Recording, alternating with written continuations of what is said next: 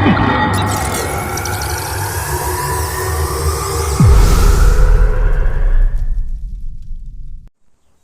¿qué pasa? Aquí estamos en un nuevo vídeo, aquí tenemos un nuevo vídeo de toros y hoy es otra vez en La Llosa, pero como dije en el anterior vídeo que os lo dejaré aquí, del toro por la mañana, por la tarde, que es nos vamos a La Llosa para una tarde de novillos, que de novillos tenía un poco, de dársela, porque parecían toros normales, pero bueno, espero que disfrutéis de esta tarde magnífica, las últimas toros de La Llosa.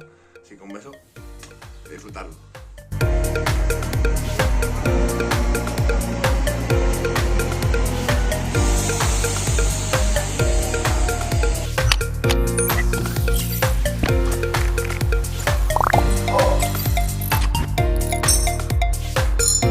La cámara.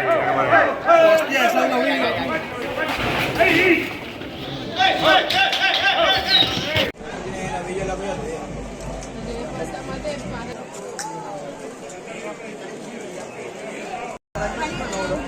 A dos patas se puede poner. A dos patas.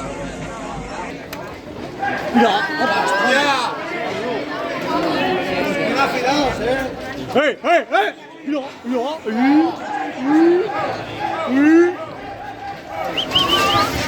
¡Hey! Madre mía. Esto ya es otra cosa, nene. Ya ves. Ven aquí, que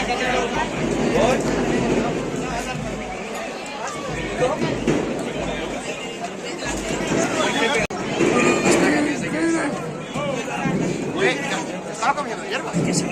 Mira. Llama.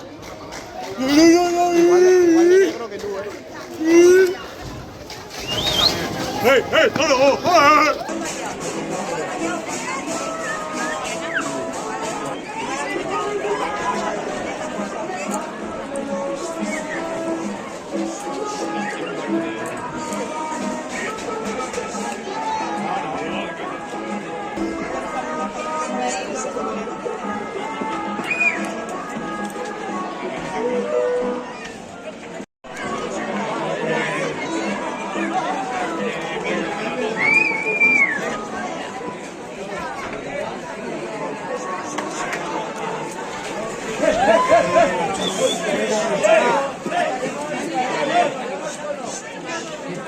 Puta, ahora me tengo que ponerme así, que parezco Tarzán.